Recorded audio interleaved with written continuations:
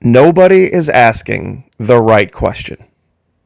For those of you who haven't heard about this little blurb coming out of the White House, apparently a white substance was found in a work area during a routine inspection by the Secret Service, and it has tested positive for cocaine. Now, after all of the headlines about the president's son over the last year or 2 years or whatever, everybody thinks they know, but they really don't, because nobody is asking the right question. Number one, why did they even release the information? They didn't have to. You see, it's being made public for a purpose, and it has nothing to do with the Bidens. There's somebody else in the White House, or who has access to the White House, that has a first-degree connection to this particular illicit substance, and many have forgotten about it. Now, of course, this being YouTube, I can't go into it too much further, but I will, for everyone, $1 level video over at Patreon. That's right, $1 a month. That's all you've got to do for this particular video. This is a slam dunk. This is an easy one, and I know, and I'll also explain exactly why they allowed this to be found, why they released the information, and what they're going to do with it. And believe me, it has nothing to do with the Bidens or their son. If you'd like to join us over at Patreon, it's $1 per month, even less if you sign up for an entire year. We've got 4 videos out there that are available at the $5 a month level if you'd like to join those as well. But of course, everyone who has access to the $5 videos has access to the one as well. About 280 different videos are available over there going back 3, 4, 5 years. So believe me, there's no lack of content. It's not just this little handful of pieces of information. You would take a year to go through all those videos. I'll give you a couple of hints, though, and I'm just going to gloss through them very quickly. Here's hint number 1, and here's hint number 2, and that should point you in the right direction. Now, on another note, I am, for the first time in a long time, completely perplexed. Now, many people out there know I'm not a Democrat, I'm not a liberal, I don't support the Bidens, but I'm also not a giant fan of the former president. Was he a better choice than Biden? Well, looking back, yeah, but is he the best choice? No, going forward. In my humble opinion, and I know there are people out there that have a different opinion, and that's fine. How do you explain what happened in South Carolina? Mr. Trump invited Lindsey Graham, senator from South Carolina, to speak alongside of him at some rally. So Lindsey Graham at one time did and then didn't and then did come around again to supporting Mr. Trump. A lot of people have. Mr. Trump has given a lot of people a lot of reasons to have pause about supporting him, especially when it comes to the whole take the guns first thing. The crowd sat there and booed Lindsey Graham for 6 straight minutes, nonstop, even though the president came out and tried to defend him. It's only one of 2 things can be true, and this is the part that has me perplexed, and I'm not messing with you here, I am perplexed. Either he doesn't control his own base, or he does, and he did that just to be petty and vindictive, knowing the crowd would do that, knowing he couldn't stop them from doing that, even after Lindsey Graham over the last 3 months has done nothing but support and talk up Donald Trump, and even Lindsey Graham's even gone after Ron DeSantis on behalf of Trump. And he still got booed. Can somebody explain this? Because either way, it shows something very disturbing is going on. It's very, very odd, because it never stopped, even when Trump came out and tried to defend him. Now, who remembers when Trump very recently went on CNN and also at an NRA convention in Indianapolis, tried to defend Mike Pence, and the same thing happened. Now, if this is a pattern where supporters in the Republican Party who try to say, look, I know, there's been a lot of back and forth in the past, but, let's all get on Trump's side and come in for the big win. If they're still going to get booed, my question, honest to God, is what is your plan in 4 years? Given the amount of vitriolic hatred and straight up lies that are being told about Ron DeSantis and the WEF and all this other nonsense, it's all make-believe bullshit about Yale or everything else. I don't understand what Donald Trump's supporters' plan are. Let's say that he wins in 24. What's the plan in 28?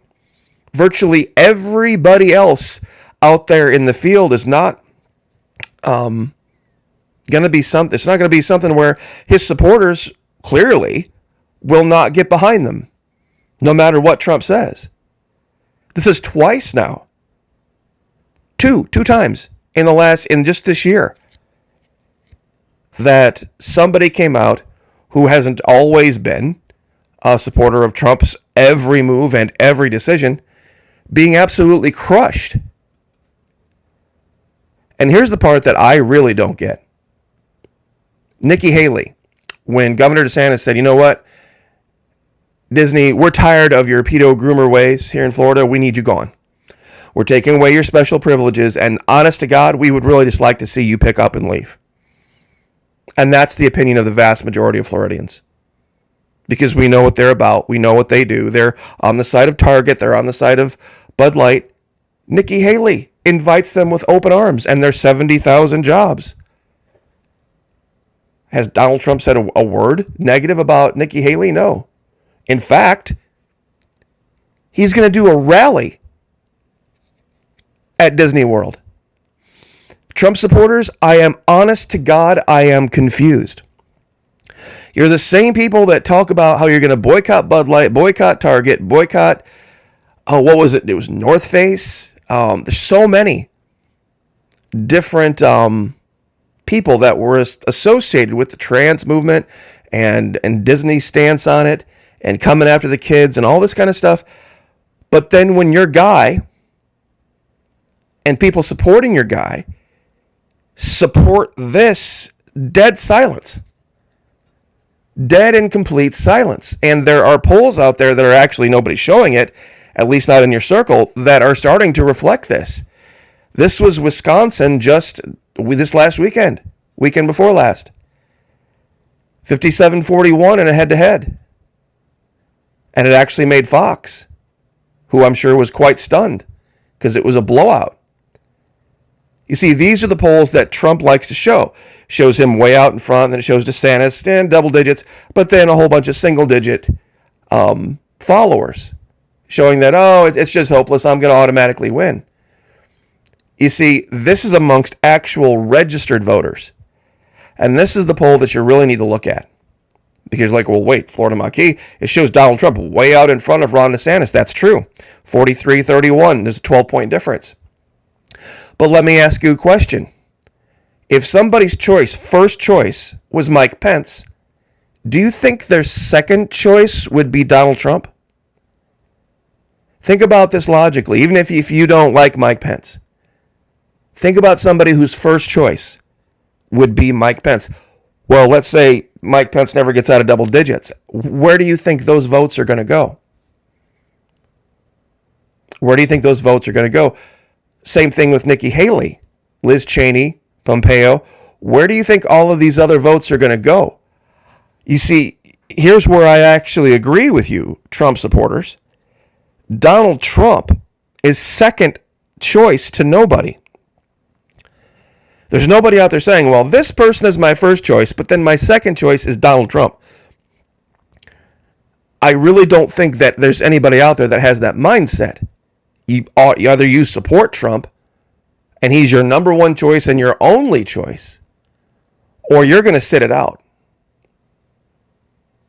Or maybe you possibly might vote for DeSantis, but if you were going to vote for DeSantis right now, he would be your first choice. I can't see the mindset that would say that anyone who would vote for Pence, Haley, Cheney, Pompeo Hogan, Chris, that their vote would go to Trump. And here's the key. Even if you just take Mike Pence's and Nikki Haley's supporters, that moves Ron DeSantis from 31 to 42. And that makes it a 43-42 race. Now, everybody else, all these people, I don't think if they're voting for Chris Christie as their first choice, that Donald Trump would be their number two. I think that you could probably say the rest of these single digits are all going to file in behind DeSantis, and that would lead to what we are seeing in Florida. And this is also a YouGov America poll. See, these are the polls that Donald Trump doesn't want you to see. He sees them, and that's why he's angry. This is what's going on in Florida. This is Tampa Bay. And this is the Mason-Dixon poll. That shows it's a close race, but it's 5-point lead, solid 5-point lead for Governor DeSantis in Florida. And that matches up. This is Monmouth University. So I've covered the gamut here. Monmouth University, Marquette from Wisconsin, YouGov, Reuters Ipsos, all across the spectrum. That shows things are not what Trump supporters believe them to be. And the reason I say that is I'm not trying to knock Trump supporters in this video. I mean, you're entitled to your opinion. But my question would be this. If you are out of step in any way with Mr. Trump himself, we've now seen evidence of this twice, where Trump brought this guy, Lindsey Graham, on stage, and his supporters just weren't having it. And Trump's own supporters weren't having what Trump was selling. Let me say that again. Trump tried to bring Lindsey Graham on stage, and Trump's own supporters weren't buying it. And then Trump goes on CNN and literally says, he said it twice.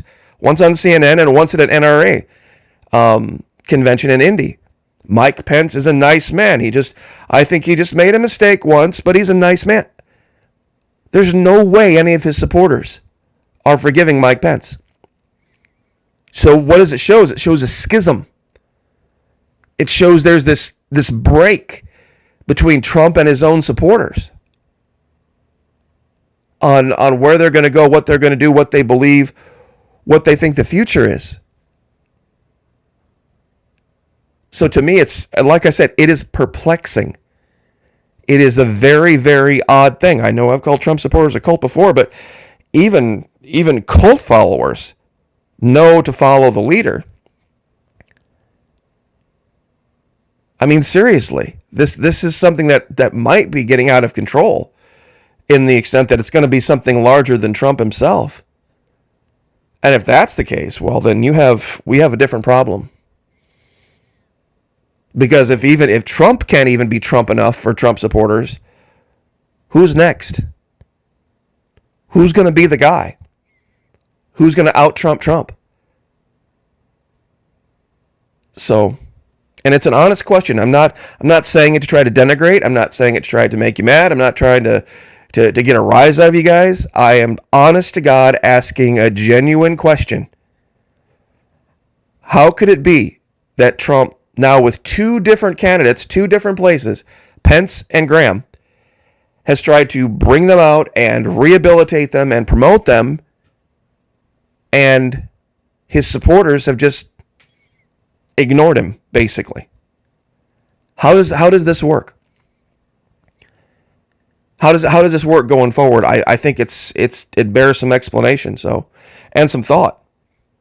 So once again, I'll leave it there, but this is a slam dunk if you think about this. If you think about who it is that has White House access, that has a direct first-degree connection, that is not the president himself. Slam dunk. We're going to cover it. Next 48 hours for sure over at the Florida Maquis Patreon channel. We're going to get a video up, and I'm going to go through each step and show you exactly why, exactly who, and how they're going to use this to try to elevate their chances. So I'll leave it there. God bless. Have a wonderful week. Like, share, subscribe. We'll see you guys next time.